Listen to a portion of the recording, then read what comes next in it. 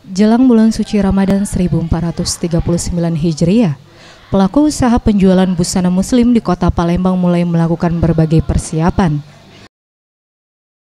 Salah satunya di tempat penjualan busana muslim yang berada di kawasan Basuki Rahmat ini.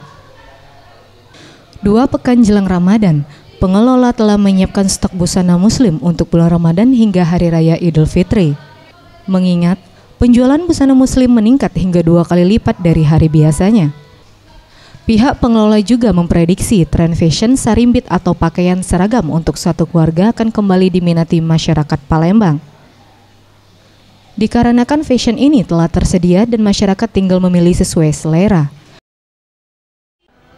Itu berupa baju, kerudung, sama perlengkapan ibadah.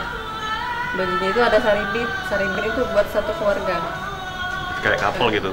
Kalau couple ibu bapak, kalau sarimbit itu ada anak cewek, anak cowok, ada bapaknya, ada ibunya. Lengkap di situ.